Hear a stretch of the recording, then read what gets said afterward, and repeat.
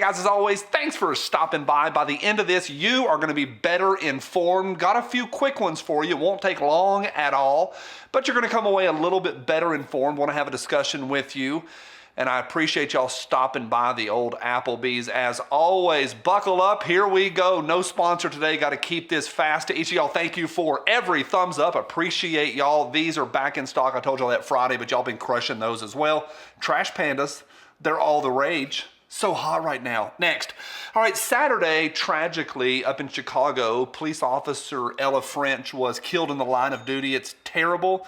And the question is, who is to blame? And what is unsurprising, yet still fairly, what I feel tragic to see this actually in print is Mayor Lori Lightfoot has now blamed an inanimate object on the entire situation rather than trying to hold those that actually did it responsible. So of course she's going after the inanimate objects. And it's, again, I said it's tragic to see it in writing because often the left doesn't, especially the Marxists, those that hate America, they don't put into writing and say it out loud. But this is what the way they think, and it is what we are up against.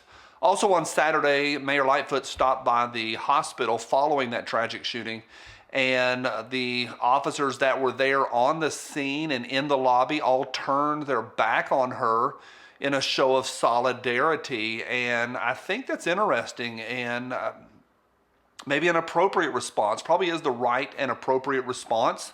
And I think it was, I think it's a good statement. So that's where I'm at. I think it's worth having a conversation, and it's a terrible, terrible situation. But it also shows the lengths that they will go to blame. So I want to hear what y'all have to say about that. I think that I wanted to lead with that story today and really hear what y'all have to say about that. Next, all right, yesterday's video, in a throwaway comment yesterday, I just mentioned, hey, over the over the weekend or last Thursday night, I went and saw the Suicide Squad. And I got called all sorts of names by y'all. So I want to say a big thank you to the folks that called me disingenuous and stupid for seeing that movie. It's a movie that I chose to go see. Do I regret it? Nope. It was funny. Do I have something for that I want to back John Cena or any of those people? Nope. It was just opening night and I wanted to go to the movies and it was fun. Shout out to everybody that called me a communist while typing that on a communist phone. Oh, well, my iPhone actually was made in South Korea. Okay, go look at all the shoes in your closet. Not beating a dead horse here, just want to say thanks for calling me stupid. Next. It's kind of fun. You know it's a little bit fun. All right, an ongoing nonsense, and y'all remember this. I did an episode, I'll put the thumbnail up there, because I don't want to say it out loud, but that is what that episode is about. And following that, and in that whole situation, y'all know this, that the sniffer in chief's crackhead son, he lied allegedly on his 4473 and had an illegally obtained inanimate object. And so now some folks have asked for, and using the Freedom of Information Act, the documents pertaining to that. And it looks like now the Department of Justice is going to continue to block that Freedom of Information situation, and they are citing the crackhead's privacy as the reason. Somewhere in Texas is a child in preschool this morning whose mom's a stripper, whose dad's a crackhead, and whose father is a dirty old man. Next. Having a little fun today.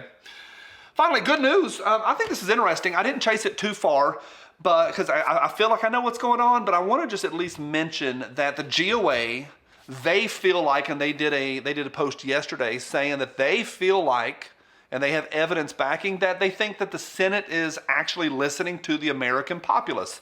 And I think that's interesting, especially concerning what it's all about is that they are listening to us concerning the Chipman nomination.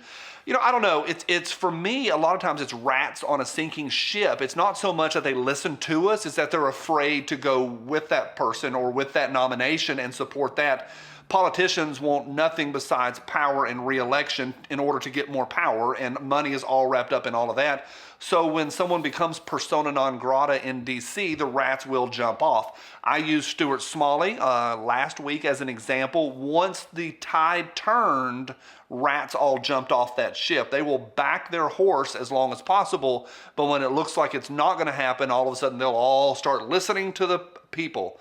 I don't know. I'm glad that the GOA feels that way. I don't know how I feel. I think maybe they are verbally, the Senate, some rhino and Republican senators are saying that they're listening to us, but I think it's more about re-election, cash, and power. Call me cynical.